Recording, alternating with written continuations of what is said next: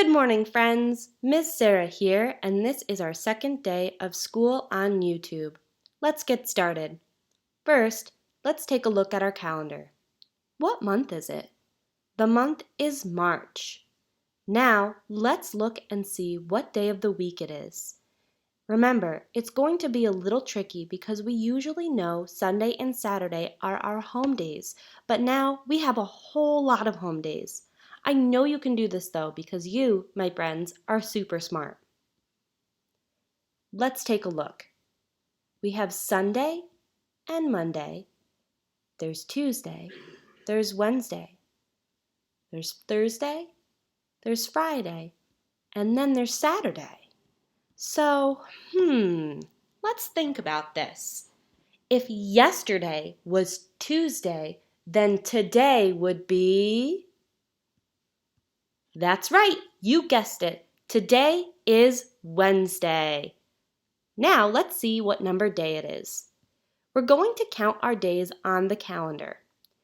It's okay if you're not sure about the numbers. Everyone is still learning and Miss Sarah is here to help. Some numbers will be easy and others will be hard. Just try your best. Ready? Begin. 1, 2, 3, 4, 5, 6, 7, 8, 9, 10, 11, 12, 13, 14, 15, 16, 17, 18. Awesome job! Give yourself a pat on the back. That was a lot of counting and you did it. Now we know that today is Wednesday, March 18th. The day of the week is Wednesday. We are in the month of March and we have had 18 days so far. Next, let's talk about the weather today. When we want to know about the weather, we are looking to see if it's sunny or partly cloudy. Cloudy, if it's raining, if it's windy, or if it's a snowy day. Let's take a moment to go look out the window and see what the weather is. Today, it's partly sunny. Great job!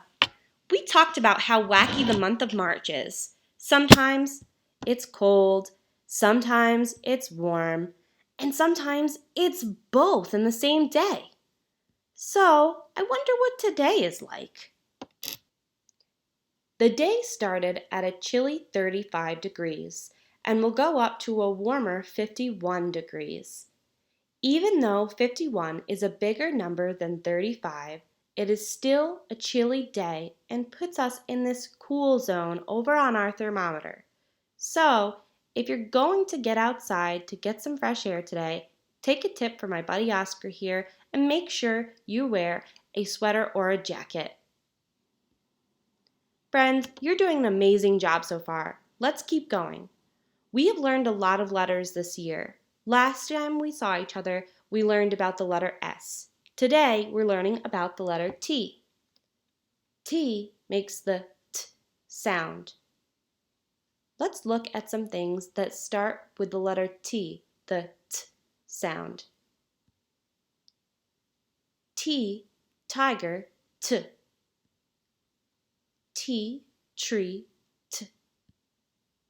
T, turtle, T. T, train, T. T, toast, T. Can you come up with any other things that start with the letter T? Now, we practice saying and listening for the letter T and the T sound it makes. Let's practice writing. When we write the letter T, we're going to start off at our skyline and we're going to go all the way down to the ground line. Okay? So let's start by going right up to that skyline all the way down to the ground line. And since this is an uppercase T, we'll go back up to the skyline and draw a line across. Now, for our lowercase t, we start back up at that skyline and go down to the ground line. But this time, instead of drawing a line at the top, we're going to go into the middle, zoom, with that airplane line and go right across the middle to make our lowercase t. Great job! Now let's take some time to practice patterns. Patterns look at when something repeats itself. These could be numbers, letters, colors, shapes, really anything. Let's learn more about them. Here we have a line of stars.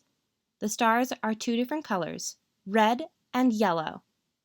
The pattern goes like this: red, yellow, red, yellow. What would come next in this star? That's right, red. The pattern goes red, yellow, red, yellow, red. Let's try some more. This is another pattern made up of stars. This time, the stars are red and blue. The pattern goes like this: red, red, blue, red, red. And what would come next? That's right, blue. So the pattern goes red, red, blue, red, red, blue. How about one more? This pattern is still made up of stars, but this time, instead of two colors, we have three. The pattern goes red, blue, yellow, red, blue. So what would go here? That's right, yellow. The complete pattern goes red, blue, yellow, red, blue, yellow. Excellent job! Give yourself a round of applause. Friends, you've been doing such a great job and working really hard. Let's move on to reading a story. We've been looking at a lot of stories by Dr. Seuss lately. Dr. Seuss is the book's author. That means he writes the words that go in the book. He writes the story. So the author is Dr. Seuss. The title of this book, that tells us what the book is called. The title is There's a Wocket in My Pocket. There's a Wocket in My Pocket by Dr. Seuss. And a window in my window, and a nookcase in my bookcase. Did you ever have a feeling there's a wasket in your basket? Or a neuro in your bureau? Or a wasit in your closet? Sometimes I feel quite certain there's a jertin in the curtain. Sometimes I have a feeling there's a zlock behind the clock. And that zelf up on that shelf, I have talked to him myself.